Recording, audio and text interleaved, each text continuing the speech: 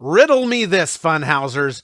What is squeaky clean, Mormon to the max, has big teeth, more legs than you can count, has sold over 77 million records worldwide, yet you'll almost never hear on the radio? Give up? It's the Osmonds. And in this episode of the Dandy Funhouse, I'm going to give you all the Osmonds you can eat. Let's step into the Funhouse. Where am I? You just entered the Dandy Funhouse. Hello and welcome to the Dandy Funhouse video show, podcast, and blog. This is where we meticulously polish all the retro pop culture, toys and games, and all the fun stuff you can handle until it's sparkly. I'm your host, Neil Dandy, and I hope you're in for a wild ride on some crazy horses today, because this episode is all about the Osmonds. But first, I need to tell you about these funky, fresh Dandy Funhouse t-shirts. With cloth harvested from the ancient fabric mines of darkest Peru and hand-woven by enchanted pygmies, you're going to look and feel amazing. It comes with a front and a back so you don't get cold, and we cut 4 holes in them for practicality's sake. 1 to crawl your body into, 1 to stick your head out of, and 2 to poke your arms through. I mean, who wants a shirt you can't stick your head out of? Well, you're not going to have that problem here. Just get over to dandyfunhouse.com and get yours today. Oh yeah, and if you have one of those remote jobs, but your boss still makes you come to the office here and there for no freaking apparent reason, so you badge in, you grab a coffee, you make your presence known throughout the office, then you badge out and go home to get your real work done, well, you, my friend, are a coffee badger. And here at the Dandy Funhouse, we salute you and honor you and also feel your pain and frustration, so we made a commemorative t-shirt just for you to be relentlessly passive-aggressive in. It's the unlimited edition Coffee Badger t-shirt. Badge in, caffeinate, badge out. And if that weren't snarky enough, we even made a special Coffee Badger coffee mug to drive the point home to your jerk boss before you badge out, wave a few inappropriate hand gestures, and drive home. Or to the coffee shop for more caffeine. You really got a problem with this, don't you? Anyway, go get your quiet quitting self over to the Dandy Funhouse website at dandyfunhouse.com and get your Coffee Badger gear before we run out. All right, the Osmonds. And where do you even start with something like this? Okay, it's like trying to package up the Jackson family without the psychic hotline and creepy home amusement park. Come and get your lollipop. But I guess we'll start here. It's the story of a humble farm family from Ogden, Utah, who served their church as worship musicians, eventually finding themselves becoming household names worldwide. George Osmond Sr. and Olive Osmond had 9 kids: Jimmy J, Alan, Merrill, Wayne, Donny, Marie, Verl, and Tom. Those last 2 were born with hearing disabilities, so in 1958, brothers Merrill, Wayne, Alan, and Jay began singing around town to raise money for hearing aids and also church missions. Their ages at this time were 3 to 9 years old. After a few years of performing locally, their father, George, entered the boys into a barbershop singing contest in Southern California. And during this trip, the family went to Disneyland just for a fun day out and were being entertained by a vocal group in the park known as the Dapper Dans. The boys started singing along, and they caught the attention of Disneyland's director of entertainment, Tommy Walker. Mr. Walker pulled the family aside and made an offer to hire the boys to perform in the park starting the following summer.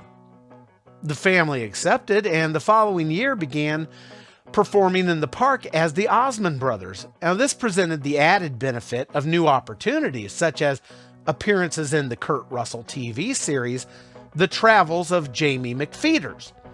The Osmond Brothers were also included in a 1962 episode of Disneyland After Dark. During the Osmond Brothers' appearances on Disneyland After Dark, a man named Jay Williams took notice and called up his son Andy on the phone, insisting that, hey, you gotta book these kids on your show, the Andy Williams Show. Well, the brothers became a hit overnight and were invited again throughout the remainder of the show's run, And this continued until 1967. But the Osmond brothers didn't take this newfound acclaim for granted, and instead dedicated themselves to a relentless rehearsal schedule in a quest to be the best. And One Take Osmonds became their new nickname amongst the Andy Williams staff because they always showed up on time, polished, and ready to hit their mark. This discipline was largely due to their father George's military background and strictness, which was instilled into all the kids. During the group's time with the Andy Williams Show, younger brother Donny was eventually brought into the fold, and not too long after, Marie and Jimmy. America was falling in love with the Osmonds. Well, what else was there to do but take the show on the road?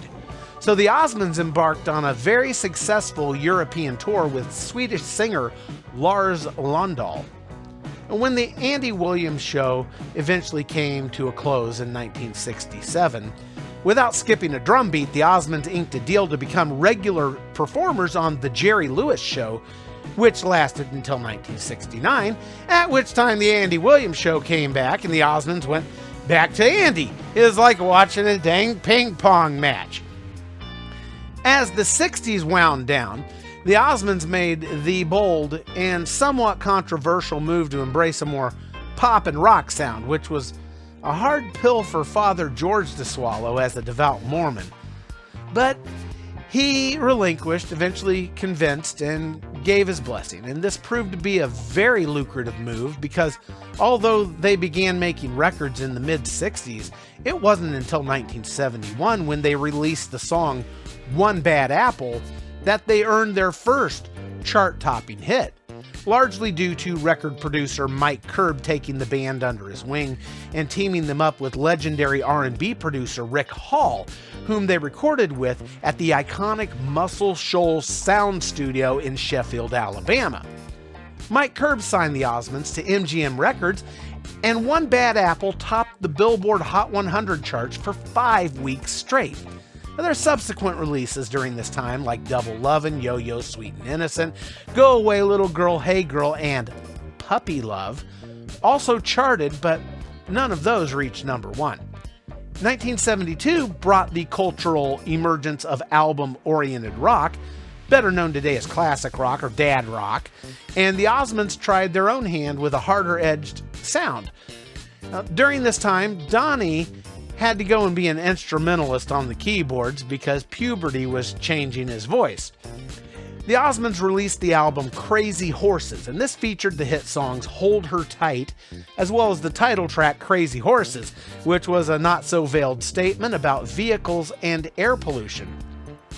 They toured the United States and Europe, where they racked up a staggering run of 13 hit songs on the UK charts in 1973.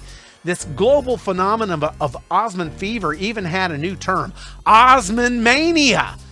But you haven't arrived until they turn you into a cartoon.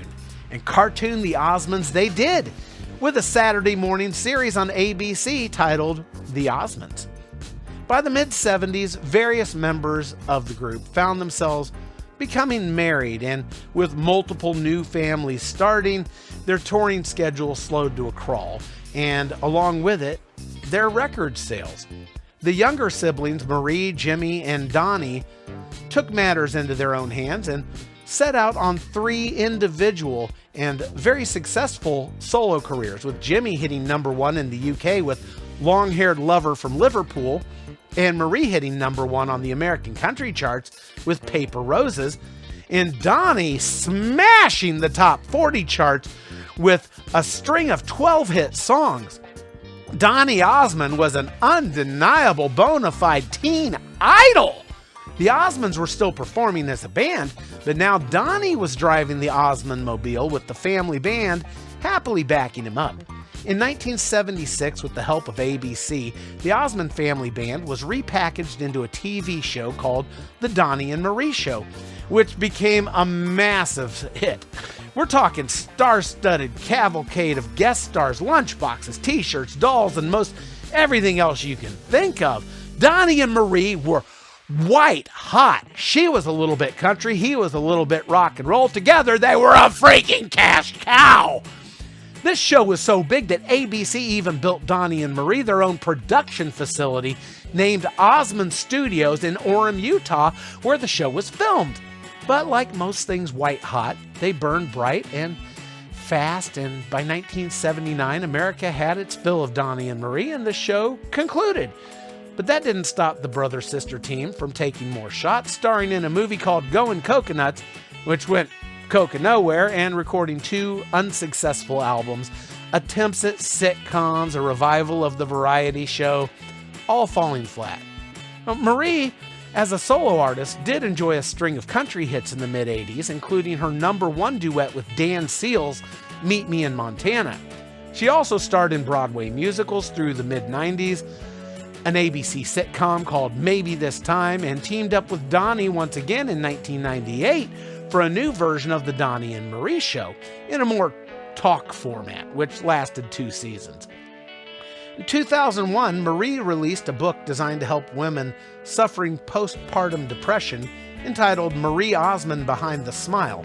And after gaining 40 pounds following Mom's stroke, she followed her mother's urging to rededicate herself to her health. And in 2007, Marie started on the Nutrisystem plan, losing 50 pounds and becoming the brand's spokesperson. She even developed her own program called Complete 50, targeted for women 50 and older within the Nutrisystem ecosystem. Meanwhile, Donny got back to his solo career, releasing the song Soldier of Love in 1989, which became a hit in the UK. But in America, the Osmond brand had become a little toxic for the squeaky clean image and the more modern times wanting something more edgy. So promoters shopped the song as being from a mystery artist, only revealing Donny's identity once it earned some chart success, reaching #2. Donny followed this with 2 more songs which became lesser hits, Sacred Emotion and My Love is a Fire, which reached #13 and 21 respectively. In 1998, Donny lent a singing voice for the animated film Mulan with I'll Make a Man Out of You. Then, like his sister Marie, hit Broadway as Gaston in the stage play Beauty and the Beast, and then a stunning 2,000 performance run as the lead in Joseph and the Technicolor Dreamcoat. Now, Donny also hosted game shows such as the revival of Pyramid, which ran from 2002 to 2004, and won Dancing with the Stars in 2009. During this time, Donny and Marie also put together a 90-minute live show for the Flamingo Las Vegas. It was originally only supposed to last for 6 months, but it became a huge hit to the point that the show continued for an 11-year run, winning the Best Show in Vegas award for 3 consecutive years from 2012 through 2014. The showroom was officially renamed to the Donny and Marie Showroom in 2013 to honor the achievement. Now, let's rewind a bit back to the 80s to get back up to speed on the rest of the Osmond clan. Now, during the 80s, the Osmonds fell into debt badly due to teaming up with new business partners who embezzled from them rather than investing in them. Many of these partners ultimately went to prison for their deeds, but the damage was done. Now, due to the Osmonds' strongly held religious beliefs, Father George was steadfast against declaring bankruptcy and ordered his kids to honor all financial obligations by whatever means necessary, forcing the family to return to performing until all debts were paid. Thus, the Osmond brothers reformed with Jay, Merrill, Wayne, and Alan, and leaned into the burgeoning country pop movement. The Osmond brothers enjoyed a couple of top 30 hits, but the new recordings largely fizzled with the more modern audiences. The family was also reluctant to tour and made the choice instead to set up their own theater, the Osmond Family Theater in Branson, Missouri, and promote themselves through videos. By 1983, all family debts were satisfied, and the Osmonds were financially free. In 1987, Merrill teamed up with female country artist Jessica Boucher, and they had a hit song called You're Here to Remember, I'm Here to Forget. But Merrill chose to distance himself from the clean-cut Osmond image by calling the duet simply Merrill and Jessica, due to the lyrical content being a little more racy. Meanwhile, Alan retired from performing due to living with multiple sclerosis, but his 8 sons took up the Osmond mantle for him, performing as the Osmond Boys, later changing the name to the Osmonds' second generation. One of Alan's sons, David, went on to form the Osmond Chapman Orchestra. Now, Wayne survived a brain tumor in 1997, which rendered him deaf, and also suffered a stroke, which left him unable to play guitar. In 2002, the Osmond Family Theater in Branson, Missouri, closed its doors for good, but the Osmonds still perform in Branson to this day at Christmas time. Despite all the retirements, health setbacks, and everything else that happens in life, the entire Osmond family came back together in 2007 to celebrate 50 years as a performing family and embarked on a European tour, as well as filming a TV special in Las Vegas, which was their only U.S. performance. Andy Williams even made a surprise appearance at the Vegas show. In 2018, Alan and Wayne teamed up with their family one last time at the Neil S. Blaisdell Center in Honolulu, Hawaii, in what was billed as their final performance. Jimmy also retired that year due to a stroke. In April 2022, Merrill Osmond also announced his own retirement. And these days, Donny and Marie continue to tour around the world, and Jay Osmond performs still in Branson, Missouri with Nathan Osmond. But despite selling over 77 million records worldwide during their 50-plus year run, you'll rarely these days hear an Osmond song on the radio or used in film or television. And this ranks the Osmonds as one of the most successful, yet least enduring music groups in modern history as far as having their classic hits survive in current rotation. Even so, the Osmonds' contribution to pop culture history and influence throughout the decades cannot be denied. And now you have the scoop on just about all the Osmond history and happenings that I've been able to cram down your throat. How's that tasting? Do you have any special Osmond memories to share? Are Donny and Marie one of your secret guilty pleasures? Do you turn the volume up to 11 in your car with the windows rolled up while screaming puppy love at the top of your lungs? I want to know. Leave a comment, like, and subscribe, depending on where you're enjoying this episode. And while you're at it, if you've enjoyed this show and found any value in it at all, please consider becoming a Dandy Funhouse supporter by visiting the patronage page at dandyfunhouse.com. Supporters gain access to supporters gain access to supporters get special stuff, okay? You can watch videos no one else can, and super supporters get that. Plus, I'll mail you something if you give me your mailing address, okay? Now, there's an offer you don't find every day. Now, podcast listeners can usually support via a donation button in your listening app of choice, if the app offers it.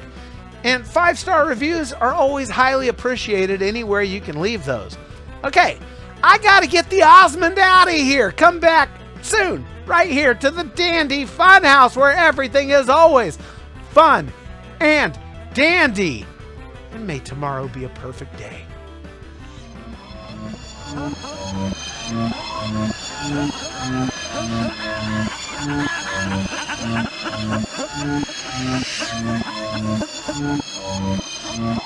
Selamat, Pines, de Durs Nessers. Oei. Ja, maar